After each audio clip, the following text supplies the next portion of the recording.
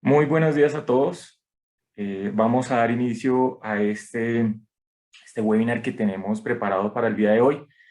Eh, un tema muy importante, muy candente en este momento, de mucha discusión. Y yo creo que la comunicación temprana de estos temas, el entendimiento también temprano de estos temas, permite que la planeación, el acercamiento, evitar quizás reacciones apresuradas sobre el mismo, permitan una mejor aproximación. Yo creo que el primer comentario que uno tiene que hacer necesariamente sobre este proyecto de reforma tributaria que está cursando trámite en el Congreso de la República es que no es necesariamente igual lo que estamos presentando, lo que vamos a presentar en este webinar, a lo que necesariamente vaya a salir en 1 o 2 meses. Y esa es la primera aclaración que ustedes deben llevarse en la cabeza. Sin embargo, hay que estar pendiente y hay que trabajar este tema. Quiero contarles un poco sobre las personas que vamos a estar hoy en la presentación, quiénes somos, la logística del evento y sobre todo recordarles al final de esta presentación hacer la encuesta sobre el mismo webinar. ¿Quiénes estamos participando el día de hoy? Hoy nos acompaña Juan Guillermo Ruiz, que está acá con nosotros, socio de Pose Herrera Ruiz en el área de impuestos, socio líder en el área de impuestos. Nos acompaña Daniel Velandia, economista jefe de Credit Core Capital, y nos acompaña Ernesto Villamizar, presidente de la fiduciaria. ¿Cuál es la logística del evento? Hemos pensado que es importante partirlo en dos partes. Una primera en donde Juan Guillermo nos va a contar efectos sobre esta reforma, tanto en personas jurídicas como en personas naturales, y quizás algunas oportunidades de planeación que se puedan presentar. Y después, en unos primeros 40 minutos, y después vamos a tener un panel con Ernesto, Daniel y Juan Guillermo sobre esta reforma tributaria, temas como cuál puede ser el impacto que genere esta misma reforma en el país, cuáles son unos efectos que se pueden presentar, y yo creo que eso va a ser de mucha importancia para todos desarrollar una vez tengamos esa presentación sobre el contexto general de la reforma que nos va a dar Juan Guillermo. Yo creo que ese panel nos va a dar muchas ideas sobre esto. De nuevo, quiero agradecerles a nuestros participantes por acompañarnos el día de hoy. Yo creo que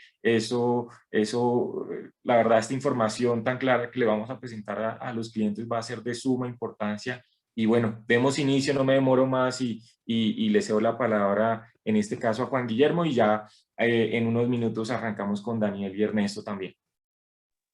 Muchas gracias, Lucas. Un agradecimiento especial a Credit Core Capital por esta invitación a este importante conversatorio sobre un tema de coyuntura que a todos definitivamente nos afecta en múltiples aspectos.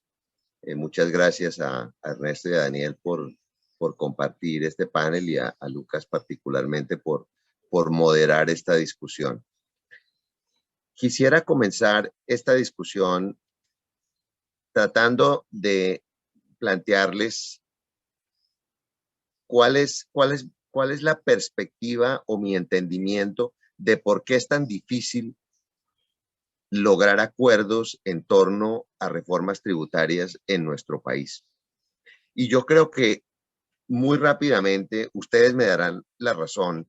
El gran problema es que no hemos logrado colocarnos o llegar a un acuerdo como sociedad, y sobre todo las fuerzas políticas no están de acuerdo en cómo se deben interpretar dos principios constitucionales que son el principio de progresividad tributaria y el principio de contribución universal. No estamos de acuerdo.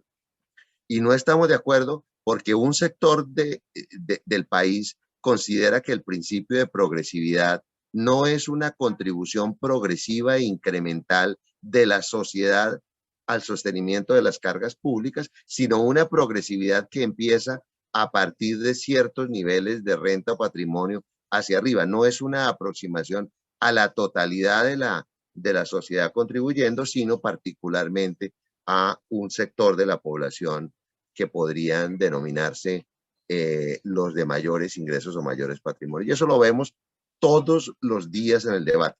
Y el otro problema es que tampoco estamos de acuerdo en lo que es la contribución universal, porque lo que se entiende en materia de tributación internacional como un principio de contribución universal, entre nosotros se entiende como un principio de énfasis en la contribución sectorial de los sectores más pudientes de la economía. Entonces, ahí hay una gran diferencia. Y esa gran diferencia de aproximación política, macroeconómica, pues es la que lleva a todas estas tensiones al momento de las reformas tributarias que naturalmente desde el punto de vista político siempre terminan saliendo por la parte más fácil, que es la de gravar a las personas de más altos ingresos y de más altos patrimonios. Está demostrado, Daniel seguramente nos lo va a explicar, que es muy difícil una estabilidad macroeconómica cuando la contribución no es universal y cuando la contribución no es auténticamente progresiva. Vamos a mirar qué es lo que tiene la reforma. La reforma que planteó el gobierno y obviamente vamos a adelante, Lucas. Vamos a plantear primero en personas jurídicas. Vamos a dividir la presentación en personas jurídicas y en personas naturales. En personas jurídicas se está planteando dentro de estos criterios, y obviamente van a ser completamente transversales a lo largo de toda la presentación. En materia de personas jurídicas, lo que se observa es por primera vez una aplicación de la progresividad en la contribución de acuerdo con la renta líquida de las empresas. Ese es un tema nuevo. Nosotros tenemos tarifas diferenciadas y las hemos tenido sobre tarifas, pero lo que se está planteando en la reforma filosóficamente es una progresividad de las empresas, de manera que los primeros 500 millones de renta líquida gravable de una compañía se graven al 24 y el exceso sobre esos 500 millones se grave a una tarifa del 30, que tendría, según la propuesta del gobierno, una sobretasa de 3 puntos durante los dos siguientes años. Eso es lo que se está planteando, una progresividad limitada y una tarifa subjetiva temporal que obviamente se determina de acuerdo con el resultado de la renta líquida gravable de las empresas. Ante eso, lo que observamos es que el planteamiento político por partidos, que obviamente tenemos que proyectar lo que va a ocurrir a nivel de Congreso, se ve en la diapositiva. El Centro Democrático plantea que haya una sobretasa adicional para el sector financiero. Seguramente ese mismo criterio va a ser compartido por el Partido Conservador. Estoy hablando de los que harían teóricamente la mayoría. Cambio Radical ha dicho que no se incremente la tarifa para sociedades, que ya está en un nivel suficientemente alto, como están demostrados en todos los estudios, y el partido de la U se inclina por una mayor contribución de acuerdo con la propuesta inicial de la ANTI. Aquí, básicamente, lo que se ve es una tensión en torno a la aplicación de una progresividad y eventualmente a la forma como se determina el nivel de renta líquida y eventualmente un tercer piso de progresividad para sectores de mayor nivel de rentas líquidas, grandes empresas, que podría eventualmente tener una tributación temporal. Ese es el riesgo, un tercer piso. Creo que este tema de progresividad sí lo van a aprobar. Tiene sentido dentro de la conceptualización de política del Congreso, independientemente de cómo se aplique. Creo que van a aplicar sobretasas en sectores, menores tasas en menores rentas, y eventualmente la discusión podría ser, que es absolutamente válida, que las empresas más pequeñas, no en términos de renta líquida, sino en nivel de activos o en nivel de ingresos, sean las que se beneficien por la tarifa del 24. Fíjense que esta tarifa del 24 está prevista inicialmente para los primeros 500 de todas las empresas. Eso podría cambiar en el Congreso. Adelante, Luz. En materia de rentas exentas, Lo que se observa es en la propuesta del gobierno una eliminación de la totalidad de las rentas exentas empresariales, excepto las rentas de la economía naranja y las rentas que obviamente por principio constitucional están protegidas, las rentas de ley 100. Y obviamente entonces se están eliminando las rentas exentas forestales, se estarían eliminando las rentas exentas de actividades de vivienda, de construcción de interés social y prioritario, eso ha sido muy criticado. Se eliminarían rentas exentas de los sectores de generación en fuentes alternativas como eólica, como solar, también se eliminarían esas rentas exentas, se eliminarían las rentas exentas agropecuarias y solamente quedarían las rentas exentas de economía naranja. Cuando yo observo la discusión política, que es lo que uno debería proyectar, me doy cuenta que cuando los sectores y parlamentarios que eventualmente respaldarían la reforma opinan que no están de acuerdo con una determinada renta, lo que implícitamente podrían estar diciendo es que estarían de acuerdo con gravar todas las demás. Y un tema que es la pregunta de fondo, que todos nos hacemos es, ¿esta reforma tributaria se hundió? ¿No va a salir? Yo tengo la convicción de que la reforma sí va a salir. Y va a salir por una razón de orden social, porque hasta junio 30 el país puede o tiene recursos presupuestarios para el ingreso solidario y tiene recursos de presupuesto aprobado por el Congreso para efectos de los planes de apoyo al empleo formal. Es decir, el segundo semestre no está cubierto ni en ingreso solidario ni en materia de apoyo a los programas de empleo formal. Es decir, creo que ningún partido, ni siquiera los de oposición, estaría de acuerdo en que esos apoyos no se den, por lo cual los 11 billones aproximadamente que se necesitan para ese propósito seguramente van a requerir una reforma de ajuste de ese gasto fiscal y el correspondiente ingreso. Es decir, mínimo estamos hablando de 11, entre 11 y 15, entre 11 y 20 billones, pero yo creo que reforma tributaria sí va a haber. Adelante, Luis. En materia de IVA, en materia de IVA empresarial, solamente destacaría, para ir a los fundamentales, que el régimen del IVA descontable en inversión de activos fijos reales productivos está cambiando en la propuesta del gobierno. Está cambiando porque básicamente lo que ocurre es que se está cambiando el descuento del IVA que actualmente aplica contra el impuesto de renta por un descuento contra la cuenta corriente de IVA.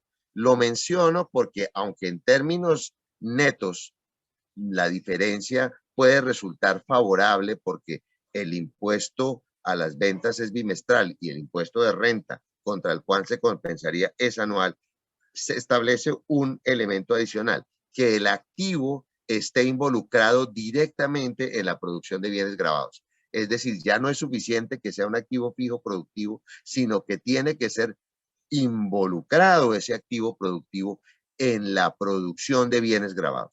Ese es un detalle importante para tener en cuenta. Pero otro es que los saldos por cobrar que empresas tengan en relación con el IVA, que era compensable contra renta, como un crédito tributario contra renta, es muy importante definir qué va a pasar con ese saldo, porque el nuevo régimen lo hace compensable contra IVA.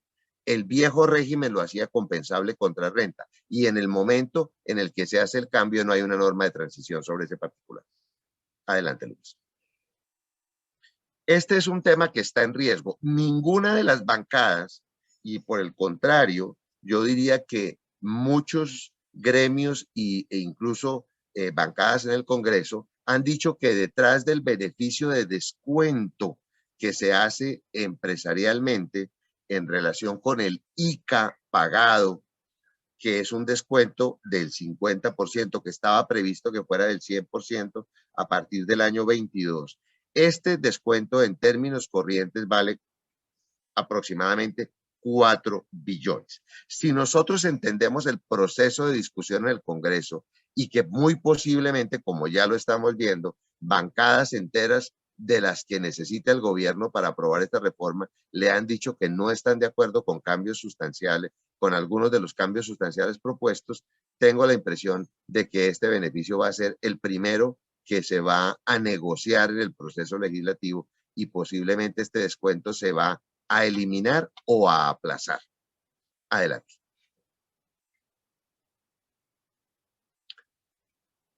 En materia de impuesto a los dividendos, que es un tema que nos interesa muchísimo a todos, hay un incremento asimétrico. No sé si ustedes se han dado cuenta que la propuesta del gobierno es generar un impuesto a los dividendos al 15% para los residentes, personas naturales residentes.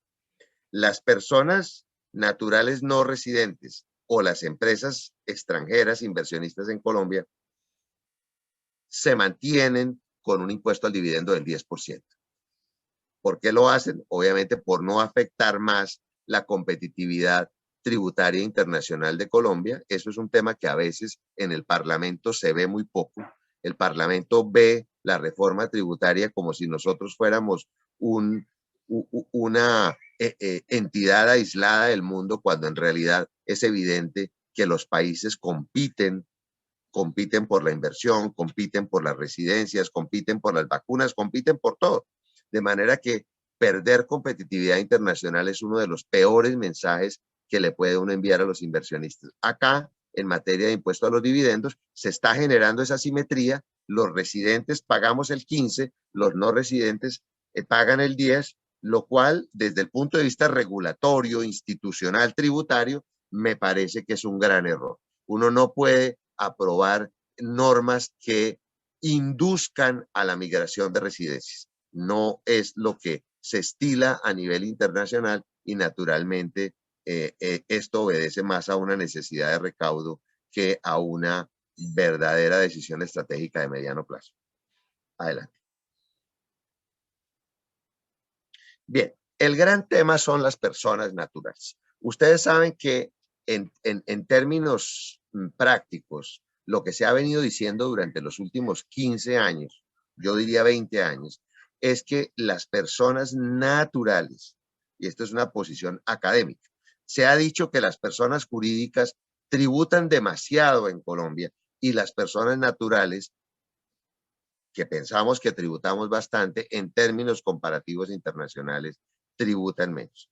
Lo que me parece que es un gran error en esta reforma es pretender ajustar en un momento y coyuntura muy adverso lo que no se ha hecho durante los últimos 15 años. Eso es muy inconveniente, pero eso también refleja claramente un aplazamiento de una discusión que es con la que yo comenzaba esta conversación. Naturalmente, si no entendemos la universalidad tributaria como la plantea el gobierno de alguna manera, aquí cuáles son los rangos, las tasas, eso seguramente va a variar, pero lo fundamental es entender que el planteamiento del gobierno es que la tarifa cero va hasta 1090 VTs. Si ustedes multiplican esa cifra, multiplíquenla por 36.000 pesos y les da aproximadamente todos los números que están ahí. Hasta 1090 la tarifa en el año 21 es cero, lo cual hace que la tabla esté en cero de todos los contribuyentes, personas naturales, en su cédula general, porque eso es lo que hacemos, ingresos salariales, rentas de capital y otras rentas, todo eso está en una cédula que llamamos la cédula general. Esta es la tabla de esa cédula general. Hay una cédula para dividendos y hay una cédula para pensiones. Pero si ustedes miran el transversal, lo que se está viendo es que la tabla se corre. A partir del año 22 ya no es hasta 1090, sino hasta 800. Y a partir del año 23, el rango cero es hasta 560. Al correr la tabla del cero, se corren todas las tablas y naturalmente las tarifas, incluso la adicional del 41, implican que las personas naturales, todas en sus rentas vamos a tener un incremento en tarifa efectiva. ¿Qué dijo el Centro Democrático? Que no está de acuerdo. Perdóname, Lucas, rápidamente contamos aquí. El Centro Democrático dice, no estoy de acuerdo con que se graben salarios anuales de menos de 50 millones, dividan eso por 14.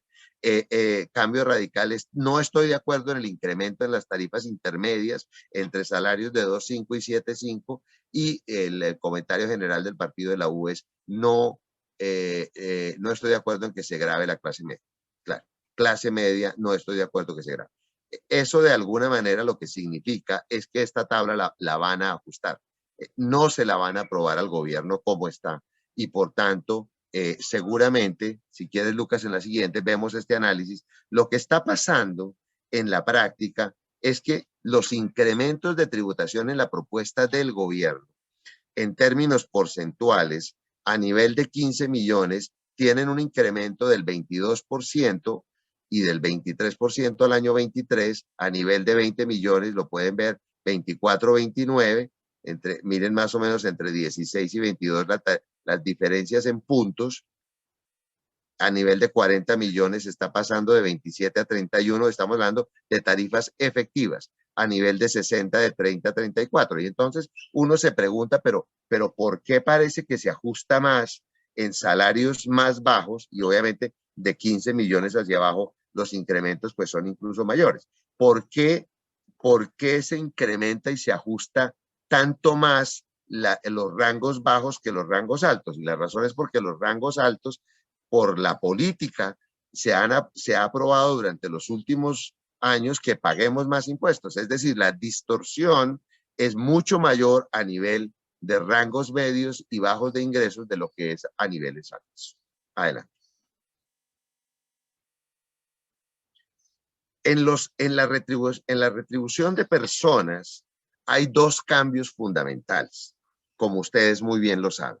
Un cambio que tiene que ver con la depuración de la renta, cómo se depura la base tributaria de las personas naturales, y un cambio en la tarifa y en la tarifa efectiva. Esos dos cambios inducen a un solo efecto. La tributación de las personas naturales se incrementa. La tributación en su cédula general de ingresos. Cédula general de ingresos por salarios, por rentas financieras, por arriendos, por rentas pasivas sobre portafolios del exterior, etc. Se aumenta la tributación. Claramente, tenemos aquí que se eliminan como beneficios en la depuración los aportes a cuentas AFC, los aportes a cesantía, los beneficios por cesantías, que también eran un beneficio, los aportes a fondos de pensiones, se eliminan. Adelante, Lucas. Se eliminan las de la deducción por intereses de vivienda, ya no la tendríamos. Se elimina la deducción por dependientes y se elimina la deducción por pagos de medicina prepagada. En definitiva, ¿qué pasa? Que todas las minoraciones de la base gravable de personas se eliminan. Una persona recibe salarios, descuenta exclusivamente aportes obligatorios a pensiones y salud y al Fondo Solidario, descuenta ahora el 25% de la renta exenta laboral que se mantiene, pero que está limitada aproximadamente a 8 millones, y sobre eso aplica la nueva tarifa ajustada. Es decir, ya no hay ni deducción o renta exenta por aportes, no habría. Eso ha sido muy criticado, el tema de aportes a fondos voluntarios de pensiones, ha sido muy criticado el tema de eliminar beneficios por aportes a cuentas AFC, pero el sistema en el planteamiento del gobierno es simplificar la depuración de la renta, elevar la base gravable y ajustar la tarifa para elevar la tarifa efectiva. Adelante. Pensiones, el gobierno dice no quiero gravar pensiones de menos de 7, en el proyecto está alrededor de 5, en la práctica los partidos le están diciendo que no le van a aprobar gravámenes de pensiones y solo eventualmente de 14 millones hacia arriba. Yo creo que este tema de pensiones no va a pasar. Y naturalmente, si solo se graban 14 millones, pues el ingreso, en términos de ingreso, es bajo, y el golpe político de gravar pensiones por un ingreso marginal en términos presupuestarios, no creo que sea una buena decisión del gobierno. Bien, este tema es tal vez el más curioso, esperpento del proyecto de reforma, porque se establece un impuesto solidario para el segundo semestre del año 2021 del 10% de las rentas superiores a 10 millones. Rentas naturalmente salariales, rentas que se tomarían acumulativamente en rentistas de capital y en definitiva pues sería un anticipo del impuesto de renta del periodo 21 hasta un 50% del valor de este impuesto solidario o contra impuestos futuros. Yo no creo que pase. Me parece que es bastante distorsivo, tiene perfiles de retroactividad, pero es muy importante que lo tengamos en cuenta dentro de nuestra planeación del momento en el que como personas naturales recibimos ciertas rentas. Ustedes saben que las personas naturales recibimos y realizamos rentas por el sistema de caja. Entonces, este es un tema de los que uno debería empezar a evaluar en relación con el impacto tributario. El objetivo, en definitiva, ante estas medidas que resultan tan agresivas en tributación, es un objetivo de realizar planteamientos ortodoxos defensivos para que la tributación sea la mínima posible dentro del rango de la ley. Y eso es un poco lo que vamos a comentar en el panel y eso es un poco lo que voy a comentarles también en los siguientes minutos. Adelante. Aquí empiezan unos temas que yo creo que para todas las familias son muy importantes. Tal vez no todos nos hemos dado cuenta que la reforma tiene un cambio en el régimen de herencias y de donaciones de padres a hijos o de donaciones dentro del marco familiar. En realidad está cambiando el sistema sobre el cual se determina el valor de una herencia o de una donación recibida. Hoy en día y hasta el 31 de diciembre, y por eso de aquí al 31 de diciembre habrá que hacer algunos ajustes en estructuras patrimoniales de familias. Eso es muy importante, porque si se ajusta la regulación de manera que, por ejemplo, las acciones, los derechos participativos en sociedades locales o internacionales no se reciben por el costo, sino por el valor de mercado, pues ya mirarán ustedes que aunque no cambie la tarifa del 10, que no la está cambiando el gobierno, el Congreso no sabemos qué vaya a hacer, pues lo que sí está cambiando es la base. Y todos sabemos que naturalmente una base de acciones a costo o de inmuebles a costo o de portafolios a costo es muy distinto de una base de herencias o donaciones a valor de mercado. Este tema me parece que nos debe llevar a reflexionar cuáles son las medidas familiares que deberíamos pensar si el régimen de herencias cambia en Colombia.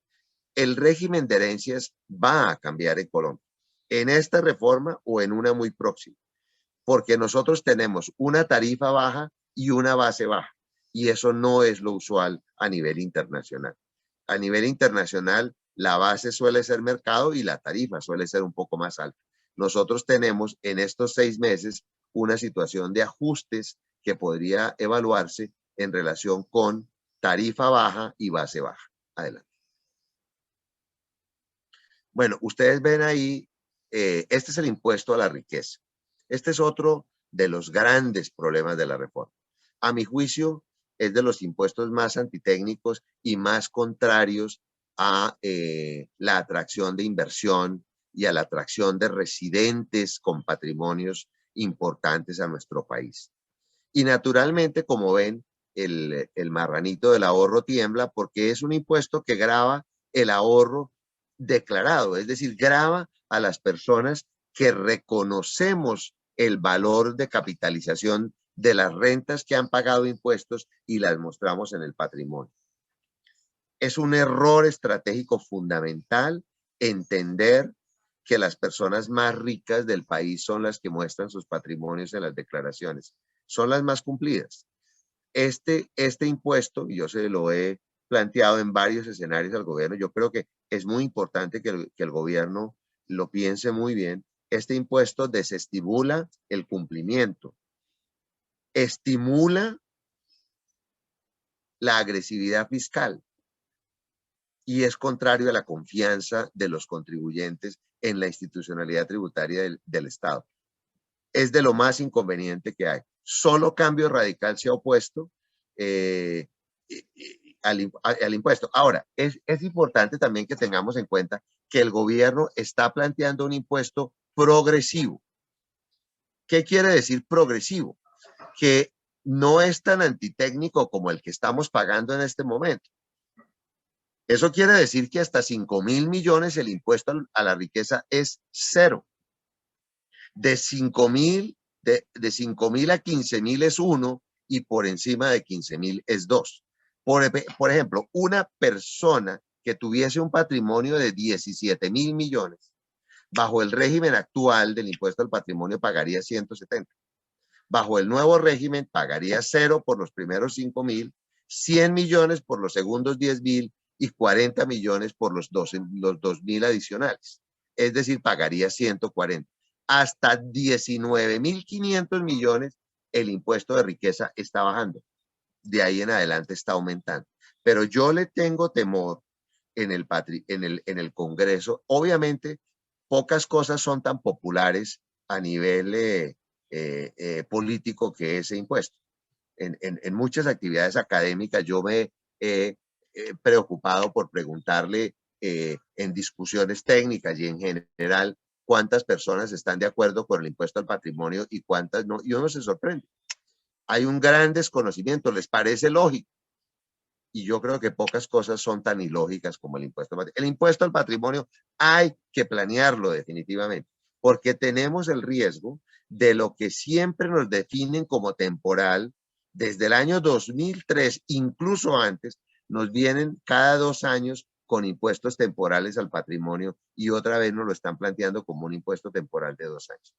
Yo creo que aquí hay un trabajo importante por hacer, pero yo sí les recomendaría que el trabajo importante por hacer, y si me lo permiten, se los diría así claramente, no consiste en escuchar voces de sirena de estos visitantes temporales y constantes que ofrecen todo tipo de productos agresivos que lo que hacen es colocar a las familias en situación de mayor riesgo. Yo creo que lo que hay es que pensar esto muy bien, organizarlo muy bien y no dejarse llevar impulsivamente por alternativas que no sean lo suficientemente sólidas en el mediano y en el largo plazo para toda la familia. Adelante, Luis. El impuesto de normalización, varias personas me han preguntado, Juan Guillermo, usted lleva 6 años liderando y siendo un defensor de la normalización. ¿Todavía está de acuerdo con eso? Me lo han preguntado claramente y de frente. Y yo les digo, mire, el cumplimiento tributario es algo que tenemos que hacer. Pero la verdad, tenemos que tener muy claro que el cumplimiento tributario es un cumplimiento de mínimos. Y por tanto, hay que planear el cumplimiento del impuesto tributario, del impuesto al patrimonio. La evasión frontal no creo que sea una política adecuada, porque tarde o temprano, independientemente de donde sea el país donde uno viva, ese tema va a terminar no funcionando. Adelante. Bien. ¿Qué pasa con las personas que pagaron impuesto al patrimonio y cuál es su posición en este momento? Yo creo que la posición de quienes pagaron el impuesto al patrimonio es una posición que está en uno de estas cuatro circunstancias. Quien pagó impuesto, quien normalizó al costo con un costo adecuado, está en una posición muy sólida y tiene que defender ese costo a como dé lugar. tiene que evidenciarlo, tiene que soportarlo. El que normalizó con un costo estimado y con alguna figura que no le permite documentar bien ese costo, vale la pena revisitar ese tema, porque lo que sí es claro es que ante la necesidad de recursos y ante la constante permanencia del impuesto, yo tengo la certeza de que la autoridad tributaria, aunque han dicho 1000 veces que no, sí va a mirar que los costos normalizados estén bien. Quien normalizó en estimados, miremoslo, revisémoslo. Quien normalizó con costos sustancialmente bajos, miremoslo, miremoslo. Ahí hay algún nivel de riesgo. Quien normalizó a valores de costos con estructuras condicionadas y discrecionales, está bien, pero tiene que mirar bien que esas estructuras sean realmente condicionales y discrecionales. Adelante. Bien, vamos a mirar rápidamente en estos últimos minutos algunas alternativas, algunos temas que podemos pensar en relación con impuesto a la riqueza, impuesto al patrimonio y además en relación con incrementos de tarifas en materia de impuesto a la renta de personas naturales. Naturalmente, el factor de dispersión de activos o de dispersión de rentas es un tema que se debe revisar. Y se debe revisar a través de instrumentos tales como diluciones. Las diluciones no generan, las diluciones societarias no generan eventos de renta gravable ni en Colombia ni en las sociedades del exterior. La dilución sigue siendo un instrumento neutral fiscal. Dilución. Cambio de beneficiarios en trust del exterior. Los cambios de beneficiarios en trust condicionados y discrecionales no generan realizaciones de renta. Donaciones de activos en el exterior a entidades del exterior no generan efecto de rentas pasivas en Colombia. Colapsos de estructuras son alternativas que se pueden revisar. Dilución de sociedades conyugales, pues ese ya es un tema que pasó ese tema ya se superó completamente, pero en algunos casos se ha planteado la posibilidad no de hacer diluciones de sociedades, sino reasignar entre los cónyuges activos dentro del criterio de la sociedad, dentro de la sociedad común de activos conyugales. La verdad es que ese es un tema que analizado es mejor hacer la disolución propiamente. Lo que sí vale la pena tener en cuenta para familias que hayan distribuido activos entre sus hijos es que las sociedades conyugales no solamente son los matrimonios, sino también las sociedades conyugales de hecho. Y como eso ocurre con mayor frecuencia cada día, pues es muy importante proteger adecuadamente los patrimonios familiares en torno a situaciones de sociedades conyugales de hecho. Adelante. Los cambios de residencia. Obviamente, yo tengo varios amigos a los que el cardiólogo últimamente les está recomendando cambiar su residencia a Panamá por razones cardíacas y yo tengo la impresión de que esa es una mala decisión. Si es por razones tributarias, me parece que es todavía menos buena. La historia, les cuento, la historia de las residencias precarias. O sea, cuando uno entra en pánico, uno como familia, como persona, se siente de alguna manera expropiado, vulnerado injustamente en torno a temas tributarios, tiene alternativas rápidas como las que ofrece Panamá y otras jurisdicciones con residencias que son relativamente precarias. La historia ya la ha vivido Europa y ya la han vivido otras jurisdicciones. Las residencias son reales, son sustanciales, son centros vitales de negocios, son una realidad sustancial, no son realidades coyunturales de que tengo un recibo de la luz, de que tengo un apartamento, eso que voy unas semanas a un sitio, eso está llamado a perecer dentro de las nuevas estructuras y tendencias tributarias. Yo creo que, claro, el cambio de residencia es una opción, pero tiene que ser un tema real.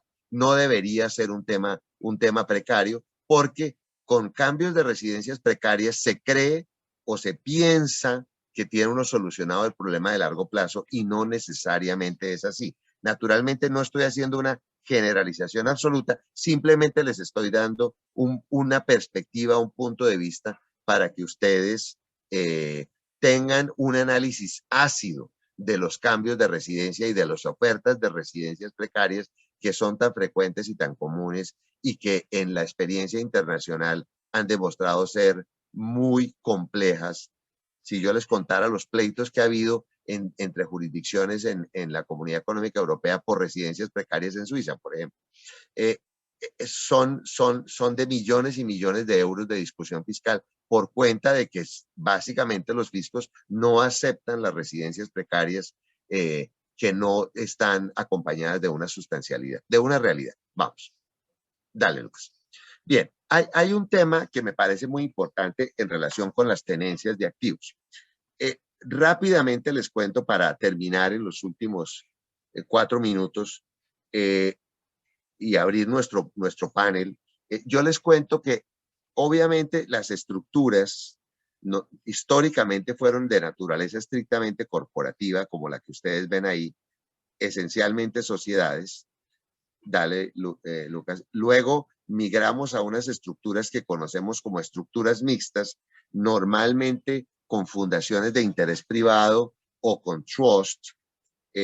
A nosotros particularmente nos parecen más sólidas las estructuras de trust anglosajones, que son realmente inviolables desde el punto de vista jurisprudencial anglosajón y que son unas estructuras con muchísima mayor tradición en la normativa internacional que las fundaciones y son de mayor persistencia y son incluso más flexibles. Estas estructuras son muy usadas por muchas familias, las llamamos estructuras mixtas. Y en estas, naturalmente, como les contaba, pueden hacerse cambios de beneficiarios, pueden hacerse colapsos, hacer un colapso de estructuras. Eso todo puede construirse. Si quieres, sigue y vamos mirando. 3 temas que me gustaría mirar. Estructuras de primera generación, de segunda generación y de tercera generación, porque como en todo, las estructuras familiares pues han tenido su evolución. Y tal vez mi recomendación para las familias es: no piensen que la estructura que era funcional hace 5 años sigue siendo igualmente funcional ahora.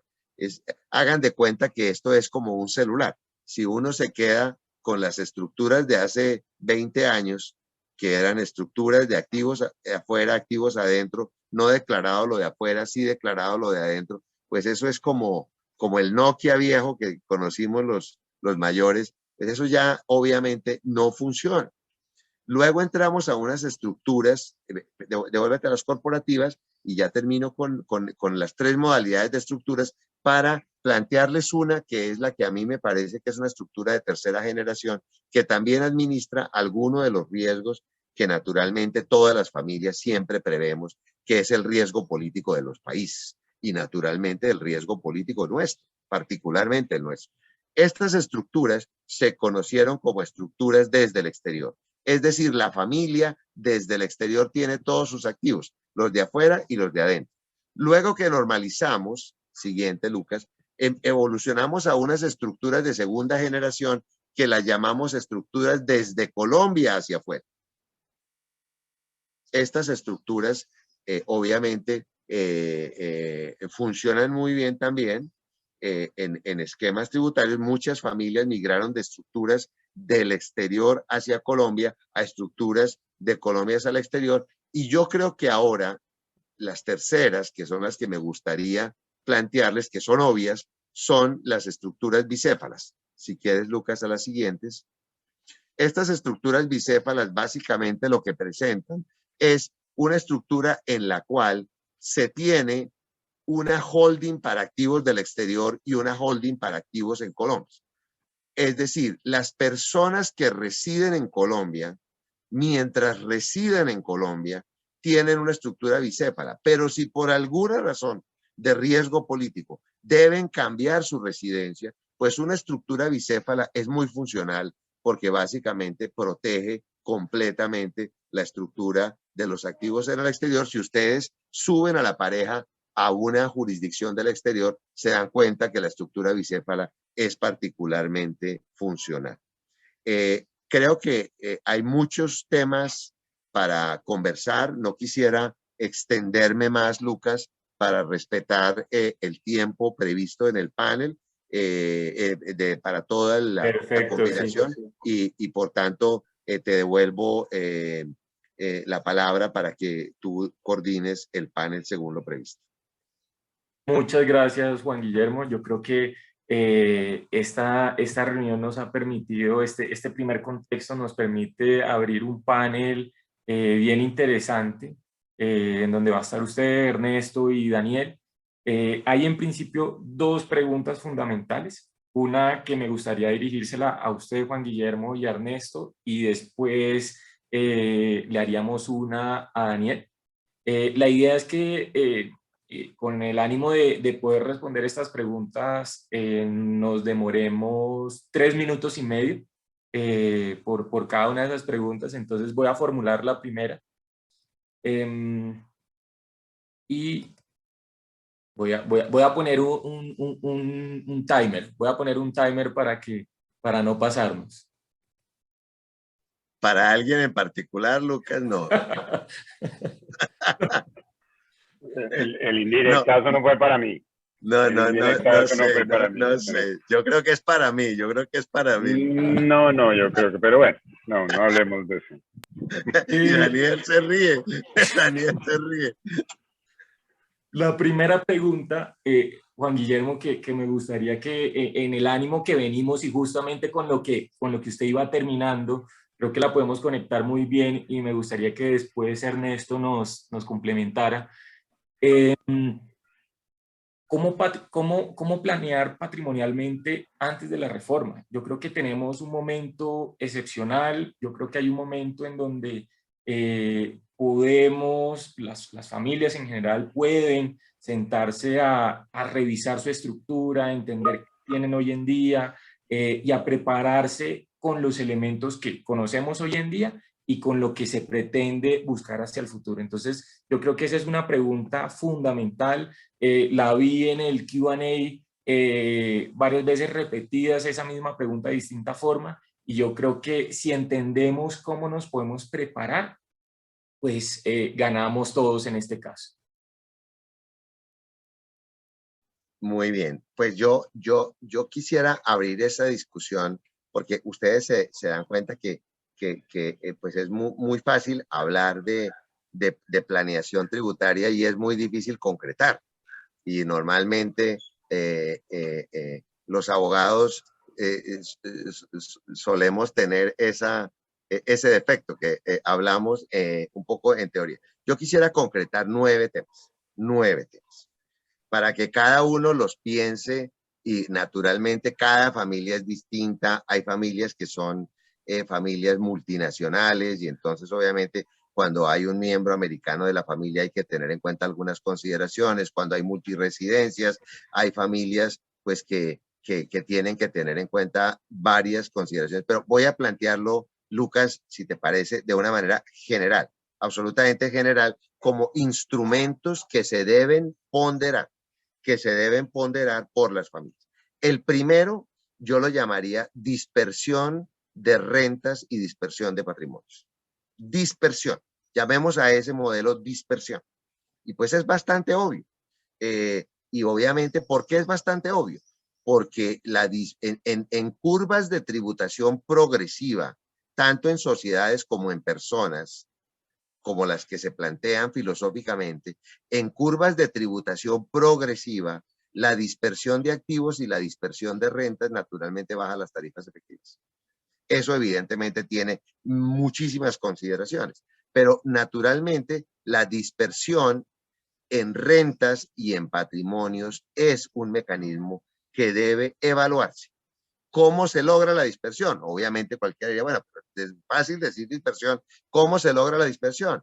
Entonces, hay muchos mecanismos para lograr dispersión. mecanismos como dilución de participaciones. Les decía que básicamente la dilución es un mecanismo con neutralidad fiscal, cambios de beneficiarios en trust con neutralidad fiscal, donaciones entre miembros de familia antes de que cambie el régimen de sucesiones. El mismo colapso de estructuras puede tener unos efectos en el valor de los costos cuando se colapsan. Obviamente hay que analizar caso por caso. Estructuras fiduciarias. Obviamente no voy a estando Ernesto aquí, pues naturalmente salto inmediatamente, pero esas son, miren, déjenme solo decirles esto. Mi experiencia en estructuras de trust y en estructuras fiduciarias es que son el instrumento tributario más versátil que existe en Colombia y en el mundo. Es realmente muy versátil. Eso, incluidos los fondos, por supuesto. Figuras como asignaciones modales. Figuras incluso que nos gustan tan poco a los colombianos y que tienen tan poco recibo en el mercado como los seguros privados de vida. Los unit link son alternativas que en un momento determinado pueden válida y legítimamente con contratos de seguro con sustancia bajar las bases patrimoniales.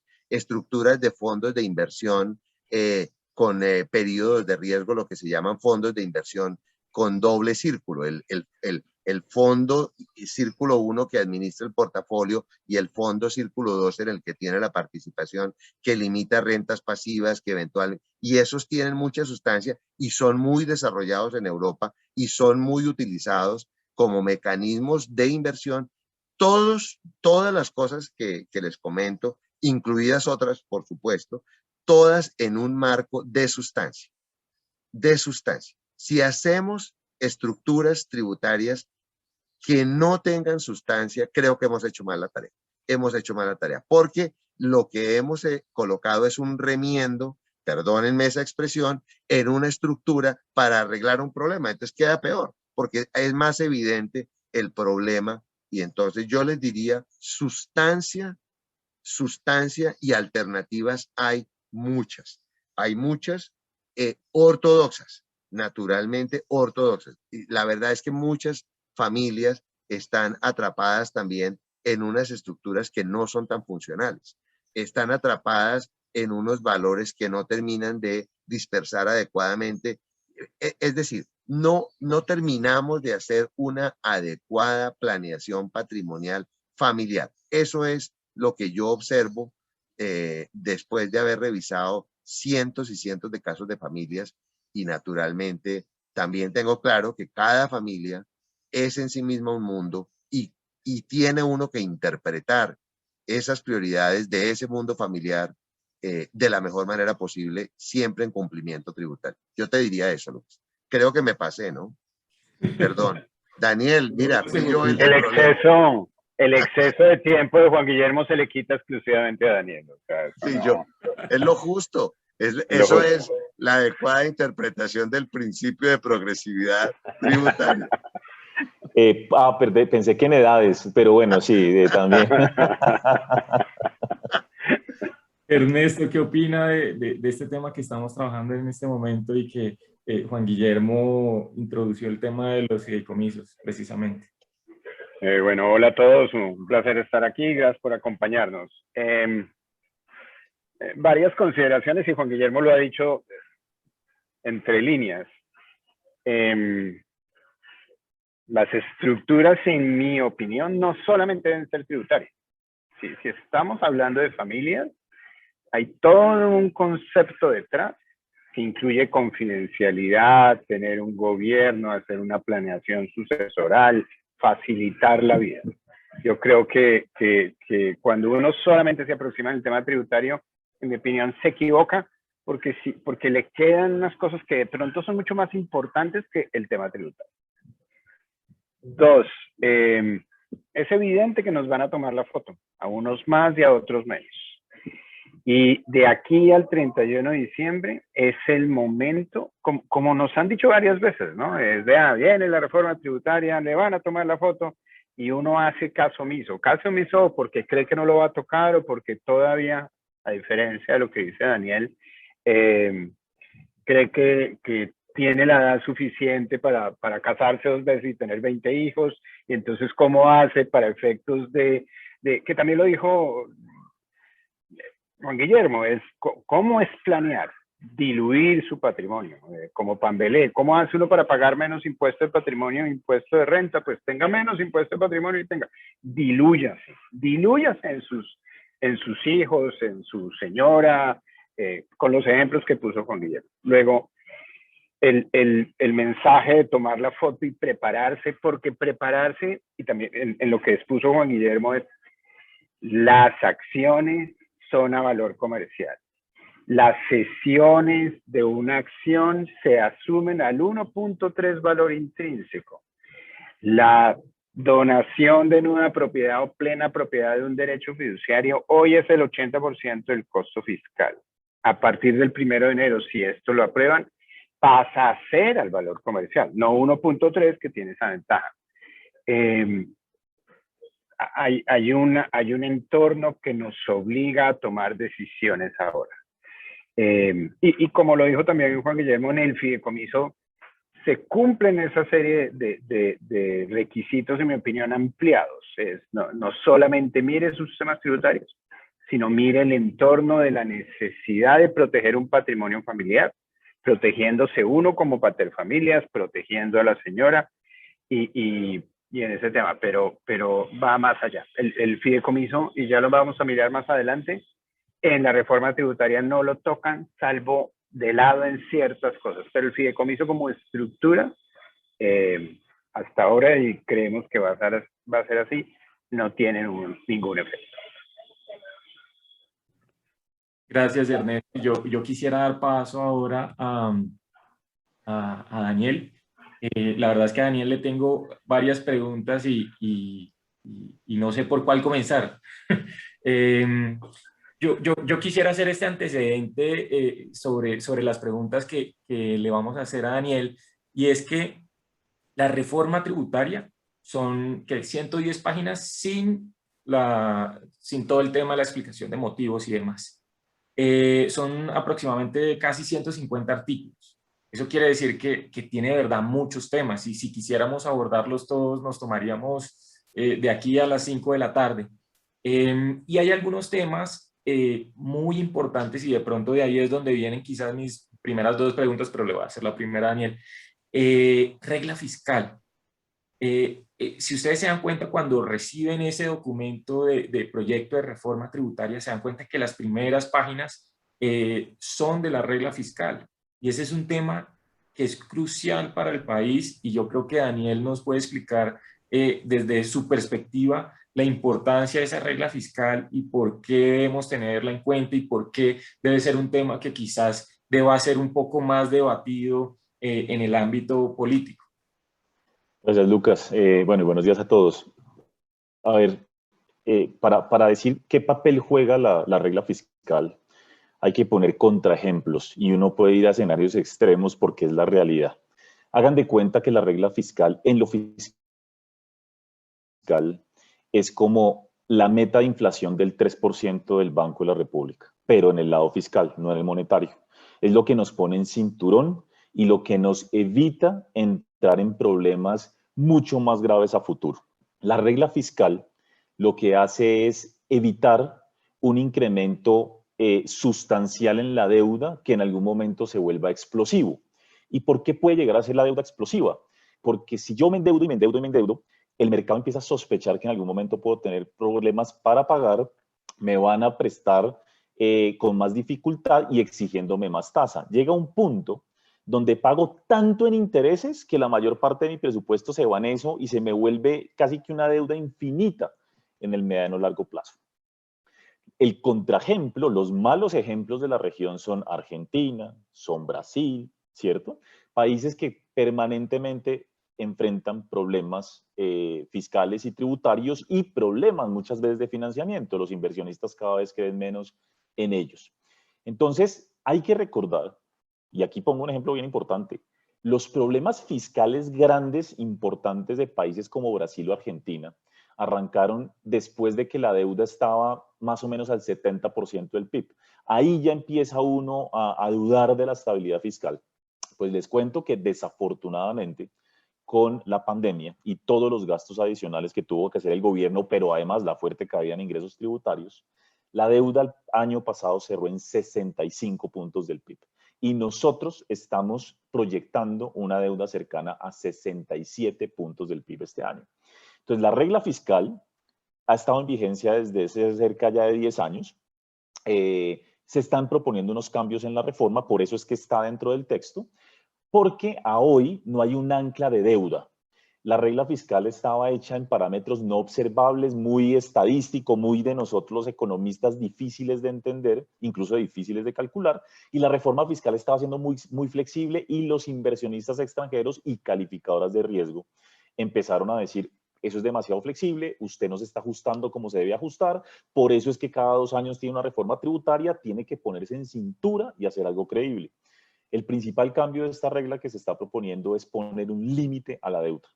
La deuda como un todo, y precisamente la deuda como un todo. Yo ahorita hablaba de la deuda del 65%, eso es del gobierno nacional central. Ahora se plantea un indicador de deuda mucho más amplio, no solo del central, sino gobiernos descentralizados y otros entes gubernamentales.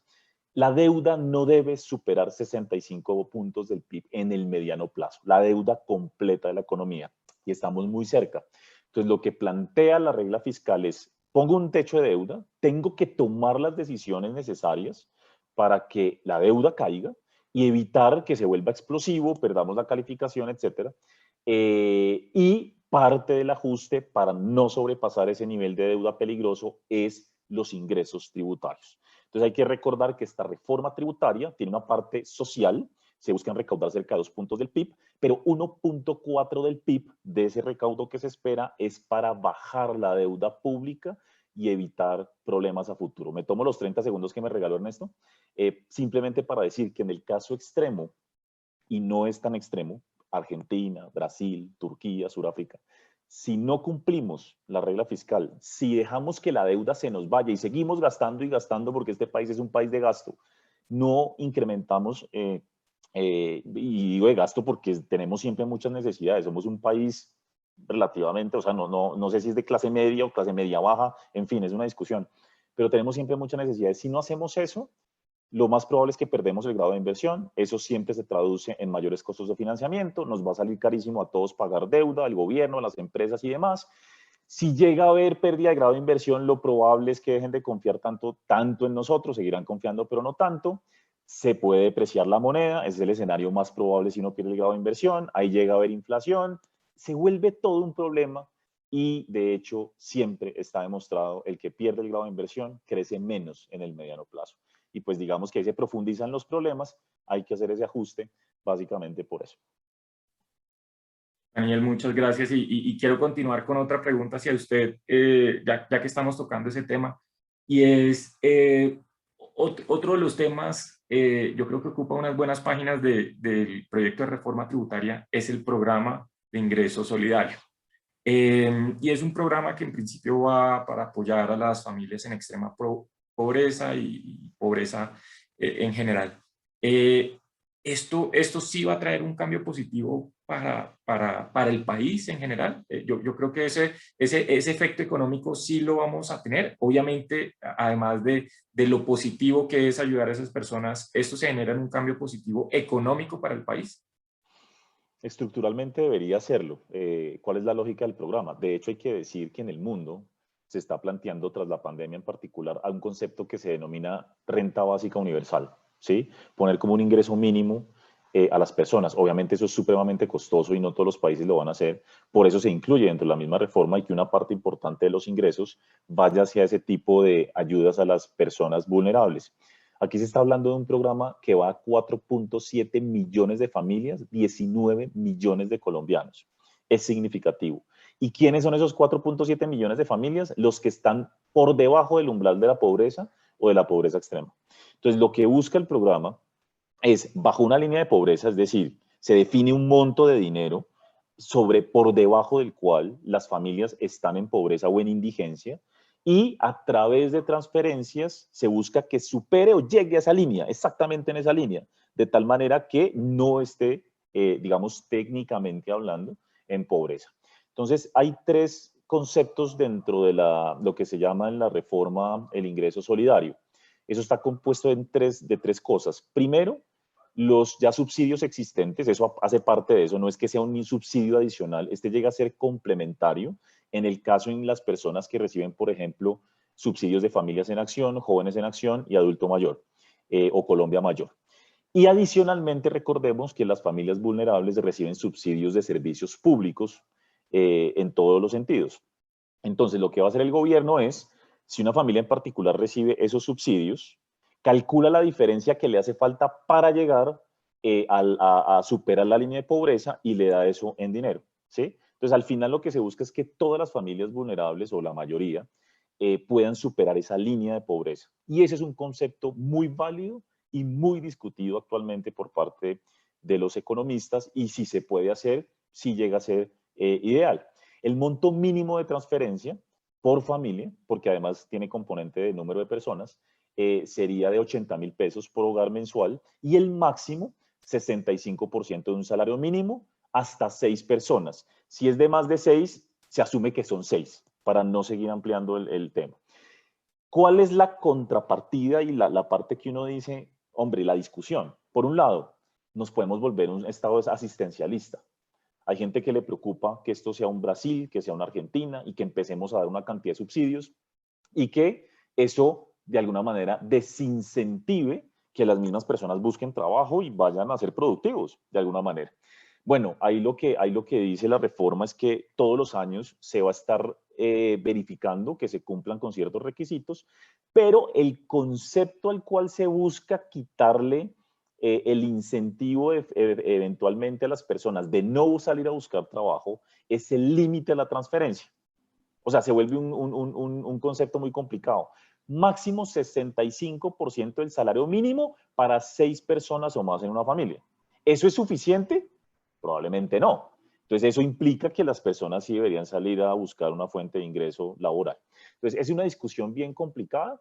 De todas maneras, me atrevo a decir que es positiva y, digamos, estructuralmente. ¿Por qué? Porque los análisis dicen, y eso está comprobado también por expertos tributarios que hicieron una reforma internacionales, asesoraron en la reforma un poco, bajaría el índice de Gini, la distribución del ingreso mejoraría en 3 puntos, la pobreza caería en 5 puntos. Recordemos que la pobreza se estima que pudo haber subido casi 10 puntos con la pandemia. Entonces aquí lo que se busca es bajar eso. Dicho eso, también termino diciendo que pues esto es la zanahoria de la reforma, porque esto puede teóricamente hacer un poco más fácil la aprobación en el Congreso. Sin el componente de gasto social sería aún más difícil pensar en una reforma tributaria tan ambiciosa como lo que está pensando el gobierno. Gracias, Daniel. Y quiero volver sobre, yo creo que un tema que conecta y es muy importante, y quisiera hacerle esta pregunta a Juan Guillermo. Venimos varios años disminuyendo los beneficios para los fondos de pensiones voluntarios, ¿cierto?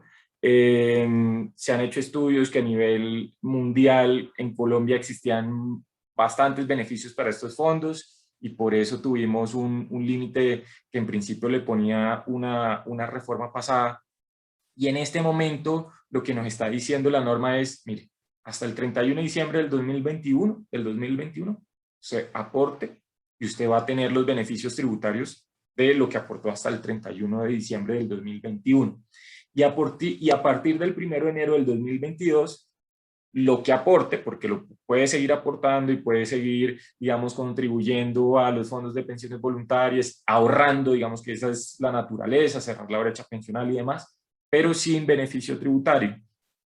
Juan Guillermo, ¿cómo ve ese cambio tan importante desde el punto de vista, por ejemplo, del ahorro? Yo siento que los colombianos nos incentiva mucho ahorrar cuando nos dan beneficios tributarios, y de hecho, cuando nació en el 87, esto nació sin beneficio tributario, después se le fueron incorporando y se ha ido quizás deformando un poco porque ya tiene muchas salidas, pero en este momento, Juan Guillermo, ¿cómo lo ve este cambio radical? Pues decir, de tener un beneficio a no tener un beneficio para lo que se aporte a partir del 1 de enero del 2022? Pues yo creo que es un mensaje incorrecto y es una disposición en la línea que no es. La verdad es que el planteamiento político es el que ha dado pie a la discusión, porque se supone que en Colombia, por los niveles de ingresos de la gran mayoría de asalariados formales, no alcanza para que haya ahorro para pensiones o para compra de vivienda, y que ese es un beneficio que solo pueden utilizar asalariados que están en rangos, dependiendo naturalmente de su núcleo familiar, pero en rangos de salarios altos para nosotros, altos en general. Y entonces, políticamente se entiende que ese gasto fiscal asociado a esa exención, pues lo asumen todos los contribuyentes, pero solamente beneficia a los más ricos. Ese es el planteamiento de lo que sería un beneficio, que en la teoría no debería darse porque es un beneficio asimétrico, pero yo creo que como muy bien lo plantea Lucas, la verdad es que eh, todo lo que fomente el ahorro, todo lo que fomente la declaración, como hemos comentado, pues es algo que se debería estimular. Yo creo que eso no va a pasar en el Congreso. Yo creo que este es un tema muy debatible. De hecho, ya una bancada necesaria para que pase dijo expresamente que no. Es decir, uno entendería, porque lo que está pasando políticamente es que lo que está diciendo cada una de las tres bancadas cercanas al gobierno que podrían aprobar o no, creo yo que cada vez que uno de esos grupos parlamentarios establece un principio de la reforma, de alguna manera va corriendo la cerca de lo que planteó el gobierno. Lo plantea en un término en el cual, si un grupo parlamentario necesario no está de acuerdo con eso, yo creo que el gobierno lo va a tener que replantear. Espero que no pase, Lucas, la verdad, ese cambio. Guillermo, y quiero hacerle otra pregunta dentro del panel, y es, nosotros tenemos hoy en día la deducibilidad de ciertos impuestos en el impuesto de renta, como lo están proponiendo, ICA en renta. ¿Qué tan importante es la deducibilidad de esos recursos para la población en general? Y estoy pensando hacia lo siguiente, y es, tenemos estas deducibilidades de estos impuestos que implican una cantidad importante de recursos para el gobierno, versus quitar esas deducibilidades y no mover tanto la clase media y la afectación y todo lo que usted comentaba sobre los cambios que vienen para las personas naturales, ingreso solidario, el impuesto temporal y solidario de ingresos altos. ¿Cómo ve digamos, la posibilidad de restarse un impuesto al patrimonio en renta y que en renta versus no afectar a las personas naturales de clase media? Pues yo creo que esa va a ser la propuesta que que van a hacer los gremios nuevamente, en el sentido de que no es la coyuntura, porque yo creo que lo que es importante es que los gremios manifiesten, y creo que lo han hecho, pero me parece que les falta claridad ahí, que no estén de acuerdo con la contribución universal, que no estén de acuerdo con la progresividad plena, sino que no es el momento para aplicar. Y yo creo que yo creo que en eso, eh, digo, fue relativamente clara la última declaración. Pero si uno dice, bueno, es evidente que no va a pasar la reforma como está planteada. No hemos conversado del tema del IVA, pero el tema del IVA es muy sensible. Obviamente, el tema del IVA es muy sensible. ¿En qué? Para efectos de esta discusión entre amigos en la que estamos. Es muy sensible porque naturalmente, si no permiten el traslado de exentos a excluidos y elevan ese costo, por ejemplo, o no permiten la eliminación de los 45 excluidos para pasarlos a gravados, cada vez que dicen que no a algo de eso, pues naturalmente el recaudo baja y hay que buscar alternativas. Y entonces naturalmente las alternativas van a ser, para que pasen políticamente la coyuntura en el Congreso, tarifas adicionales en dividendos para inversionistas extranjeros, tarifas adicionales en renta diferenciadas, eliminación de beneficios por descuentos tributarios directos en IVA, en ICA. En el caso de personas naturales, pues unos que son relativamente sensibles no van a ser aprobados, pero de pronto otros sí. Por ejemplo, dejar el conjunto de los beneficios en el 30 y no en el 25 para que haya algún espacio para ahorros en cesantías. Creo que ese tema es hacia donde va el punto. Lo que sería particularmente grave, creo yo, es que en esa discusión de no IVA, no ampliación de la base a contribuyentes menores en renta, terminen eliminando la progresividad en el patrimonio, elevando la tarifa de patrimonio que de alguna manera podría llegar a darse, o elevando los rangos intercuartiles de los salarios altos, que eso obviamente tiene aceptabilidad política en el Congreso, pero que hace que se desestimule la competitividad tributaria del país de una manera grande. Si me permites un comentario de un segundo que puede ser interesante, unos segundos que puede ser interesante, es, miren, la comisión de expertos, si ustedes revisan, dijo que nuestro régimen fiscal era ineficiente,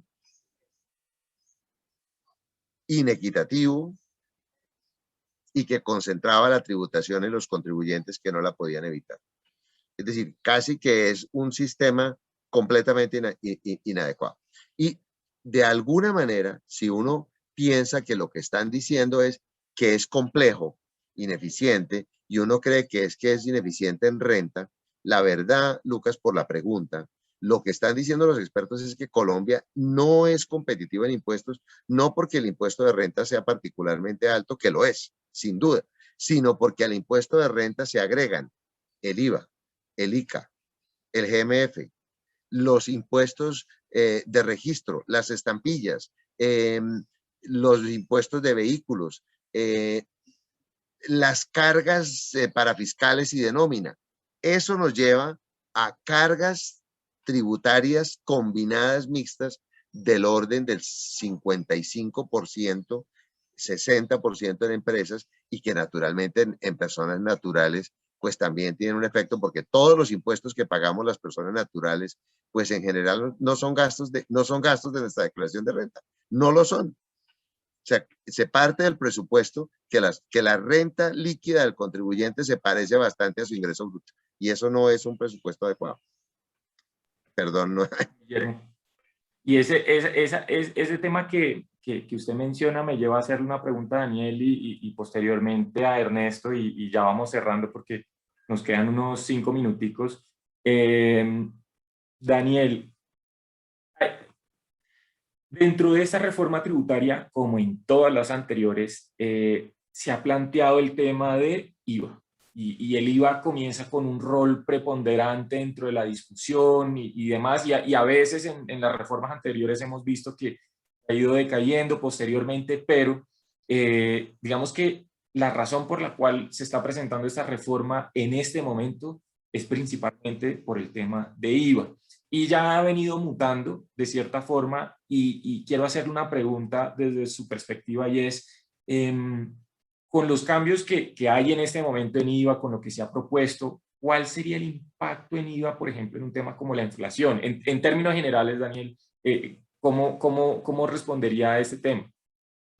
Bueno, lo del IVA es un tema súper complicado, pero lo que hay que reconocer, y yo sé que los economistas a veces nos volvemos súper impopulares con estas cosas, pero las exenciones de IVA, los bienes no gravados, etcétera, hablando del precio al consumidor final, realmente tienen un impacto muy positivo sobre las personas de más altos ingresos. Eso es una realidad, ¿sí? Y esas cuentas están hechas por la comisión de expertos, el ministro lo ha dicho. Pero políticamente hablando es muy complicado. A ver, yo aquí diría, ya hemos hecho algunas cuentas, hay algo bien importante de mencionar y es que se quiere pasar el IVA de la gasolina, por ejemplo, va a mencionar lo más importante, el 5 al 19, pero el ministro ha dicho, vamos a hacer algo para que el impacto no sea de una sobre el consumidor, no lo sienta en el corto plazo, porque claro, el impacto sería grande y sobre la inflación también. Y hay una discusión muy grande con el tema de los bienes que pasan de exentos a excluidos, porque si los insumos para producir esos bienes no quedan excluidos, entonces va a haber un aumento de costos para los empresarios y eso se puede trasladar al consumidor final. El punto es que dada la instrucción del presidente de no gravar alimentos, o por lo menos que esos alimentos terminen en más inflación de alimentos, sospecho que algo van a hacer, o termina eso quitándose, o terminan haciendo algo precisamente para que el costo de los empresarios no suba. Y ahí estamos hablando de cosas tan importantes como la carne, los huevos, el pollo, todo eso está ahí. Pero el compromiso del gobierno es que eso no se va a ver reflejado en el consumidor final. Entonces, presiento que algo falta.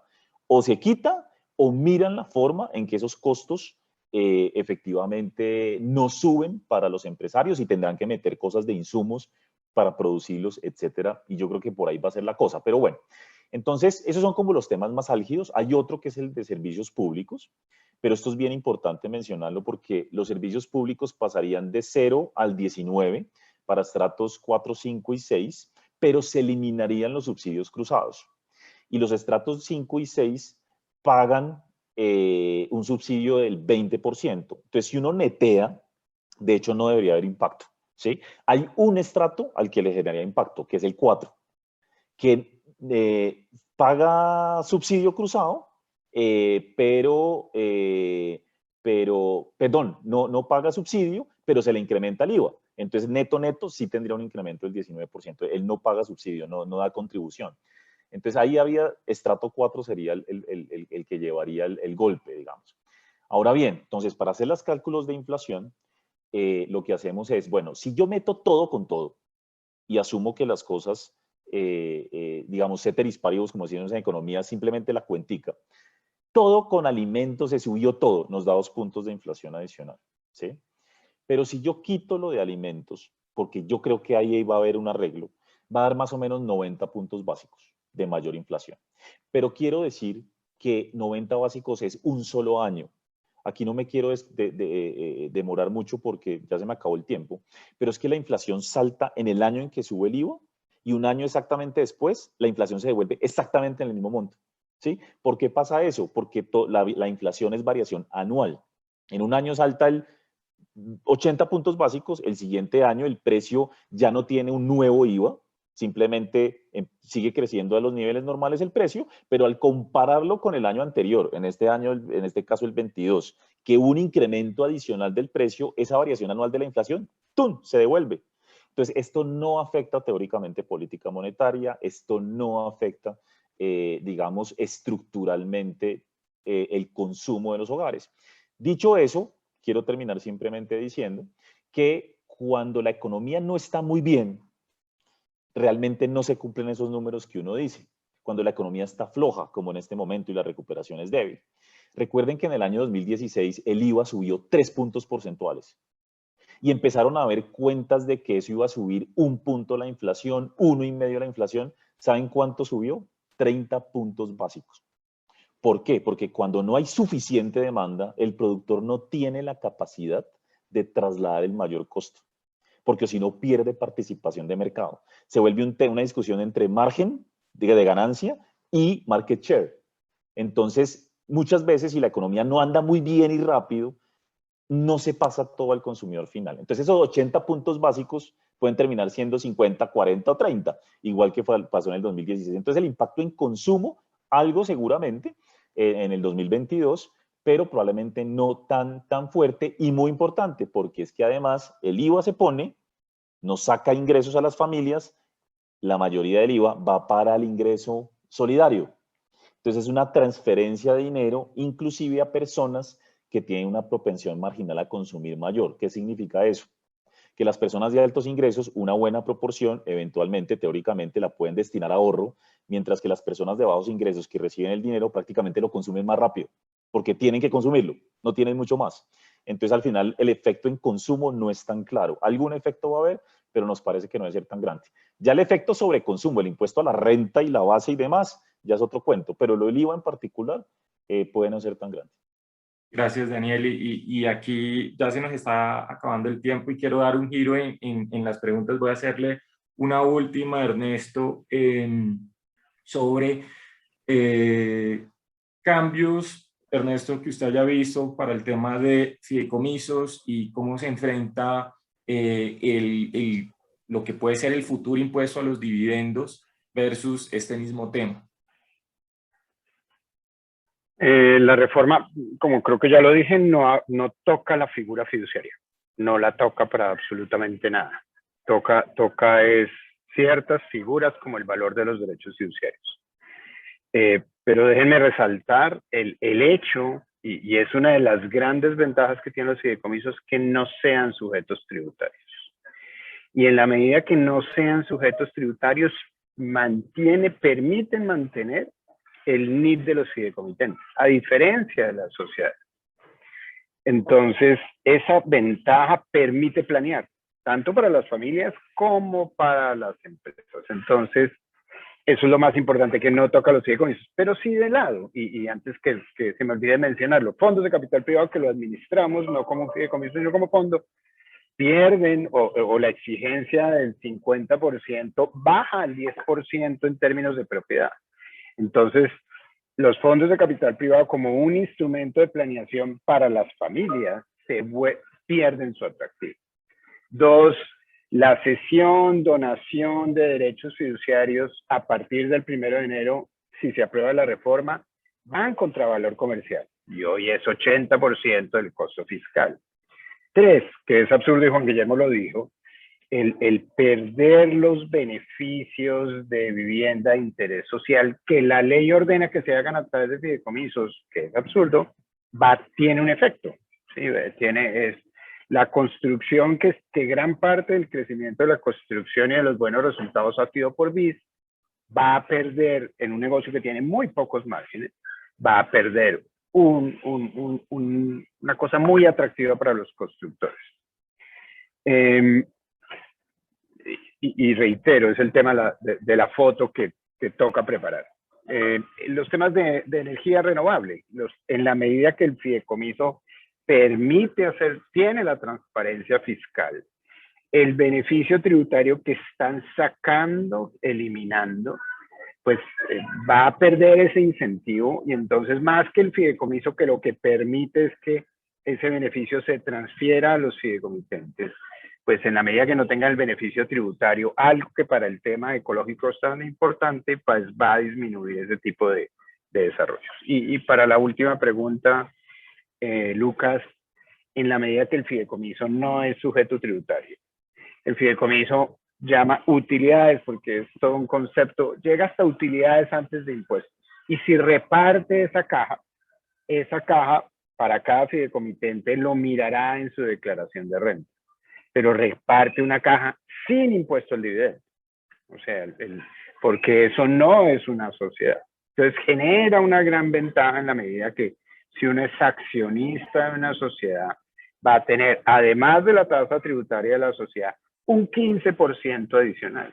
Y en los fideicomisos eso no le sucede. Luego el impuesto de dividendo que aumenta, mejora aún la figura fiduciaria para efectos de planeación tributaria. Gracias, Ernesto. Y yo quiero cerrar con un comentario inicial que hice. Lo que hemos visto hasta el momento va a ser discutido en el Congreso. Muchas veces entra un texto y sale un monstruo, puede salir algo positivo, quién sabe, aquí estamos esperando con esto. Vemos en principio que en una gran medida parece ser una reforma que no es estructural. Yo lo he dicho, es mi opinión personal, parece no ser estructural, parece ser recaudatoria, está tratando estamos en una situación compleja, pero hay que ver qué termina pasando, porque Juan Guillermo lo mencionó varias veces en su presentación inicial. Hay una fuerza política y que me pareció muy bueno, y yo creo que se dio un valor agregado respecto al mensaje que se deben llevar los clientes en este momento. Y cierro diciendo, hay que esperar. La idea es mantenerlos informados sobre estos posibles efectos. Lo que vaya transitando en Cámara y Senado, y posteriormente lo que termine saliendo probablemente nos volveremos a ver. Quiero agradecer a Juan Guillermo por habernos acompañado, Daniel y Ernesto. Yo creo que lo que hemos hecho esta mañana y que ya se nos acabó el tiempo, yo creo que da un valor bien interesante a los clientes y a todas las personas que nos están oyendo. Obviamente no podemos abarcar todos los temas. Como decía, son 110 páginas sin todo el tema de explicación de motivos y yo creo que nos tomaríamos hasta las 5 de la tarde sin duda. Esto es simplemente una parte inicial como que entiendan qué está pasando en este momento y bueno, muchas gracias por conectarse a esta sesión el día de hoy y bueno, esperamos verlos muy pronto. Gracias a todos por esta participación tan buena. Muchas gracias a Gracias, todos Luca. y atentos. Gracias a todos. Muchas gracias. Hasta luego, gracias, adiós. Hasta luego, gracias.